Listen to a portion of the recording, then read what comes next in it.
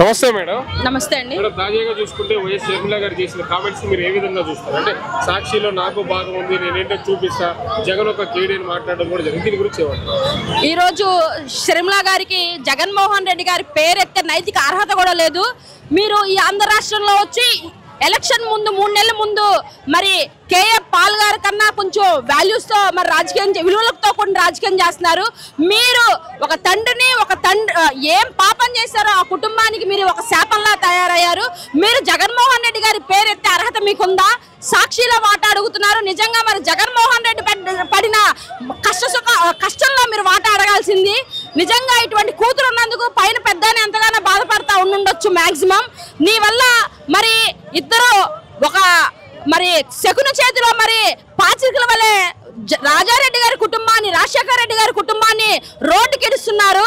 నిజంగా వీరికి రానున్న రోజుల్లో రాష్ట్ర ప్రజలు ఖచ్చితంగా బుద్ధి చెప్తారు. అంటే మామూలుగా ఈ షర్మిల గారి కామెంట్స్ చూసి జనం రాజశేఖర రెడ్డి గారి అభిమానులు ఏ వైపు వెళ్ళి ఉందంటారు? జగన్ గారి వైపు అంటారు, షర్మిల గారు? ఈ రోజు ఖచ్చితంగా ఆంధ్ర రాష్ట్రంలో జగన్మోహన్ రెడ్డి గారి వెనకాలే రాజశేఖర రెడ్డి గారి అభిమానులు ఉన్నారు 100%.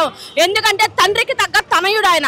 ఆరోగ్యశ్రీలో 5 లక్షల పథకాన్ని ఈ రోజు 25 లక్షలు చేసిన జగన్మోహన్ రెడ్డి గారు ఎక్కడా? మరి అదే తెలంగాణలో ఒక పార్టీ స్థాపించి క్యాడర్ నిలబెట్టుకోకుండా, క్యాడర్ తో సంప్రదింపులు లేకుండా మరి పార్టీ క్లోజ్ చేసిన షర్మిల రెడ్డి ఎక్కడ? ఖచ్చితంగా రాష్ట్ర ప్రజలు మీరు గమనించాలి. ఒకే ఇంట్లో 2 బిడ్డలు ఎట్లా పెరిగారో, ఎంత అగ్రెసివ్ గా షర్మిల గారు పెరిగారో మీరు గమనించండి. రాజకీయాల్లో ఓర్పు, సహనం అన్ని ఉండాలి. ఒక 2.5 సంవత్సరాల్లో సీఎం అయిపోదాం అని చెప్పి అక్కడ పార్టీ పెట్టి అక్కడ క్యాడర్ అంతా మోసం చేసి అక్కడ పాదయాత్ర ఎందుకు చేశారో కూడా మరి తెలియకుండా పార్టీ షట్ డౌన్ చేసుకొని ఈ రోజు వచ్చి మా రాష్ట్రం మీద పడి, ఆంధ్ర రాష్ట్రం మీద మరి ఎవరు మిమ్మల్ని ప్రలోభ పెడితే ఈ రకంగా కుటుంబాల మీద కత్తులు తెస్తున్నారో నిజంగా సిగ్గుచేటిది. నిజంగా రాజశేఖర రెడ్డి గారి వారసులంటే జగన్మోహన్ రెడ్డి గారు అండ్ భారతమ్మ అండ్ విజయమ్మ, ఈ ముగ్గురు మాత్రమే రాజశేఖర రెడ్డి గారి వారసులు. దయచేసి ఆంధ్ర రాష్ట్ర ప్రజలు మీరు గమనించాలి. ఆమె వేరే ఒక ఇంటి బిడ్డ, వేరే వాళ్ళ కోడలు అయిపోయింది. సో తండ్రి పేరు ఎంతవరకు అంటే అంతవరకే. తన మామగారి పేరు, తన అత్తగారి పేరు చెప్పుకొని రాజకీయం చేసే దమ్ము షర్మిల గారికి ఉంటే ఈ రోజు నుంచి మరి అత్తగారి పేరుని, మామగారి పేరుని మరి బయట పెట్టి ప్రచారం చేయాలని కోరుకుంటున్నాం. ఇప్పుడు రానున్న ఎన్నికలైతే దగ్గర పడ్డాయి కదా, ఏ విధంగా చూడొచ్చు? 5-6 పార్టీలు ఒకటి వస్తున్నాయి, జగన్ గారు మాత్రం సింగిల్ గా వస్తున్నారు.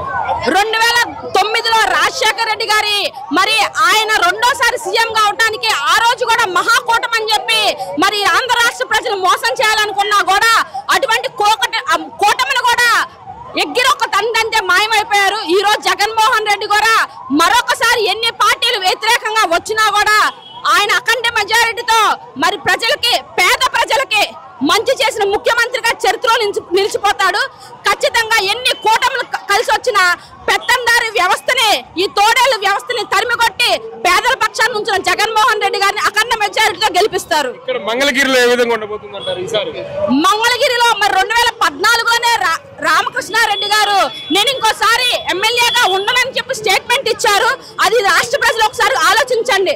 జగనన్న ఎవరికి అన్యాయం చేయలేదు. జగనన్న ఏ అభ్యర్థి నుంచో పెడితే ఆ అభ్యర్థిని అఖండ మెజారిటీతో గెలిపించుకోవటానికి మంగళగిరి వారసులు కూడా రెడీగా ఉన్నారు. అట్లాగే లోకేష్ ని అసెంబ్లీ గేటు కూడా తాకనీయకుండా చూసుకునే బాధ్యత ఈ రాష్ట్ర ప్రజలు, వైఎస్ఆర్సీపీ కార్యకర్తలు తీసుకుంటారు.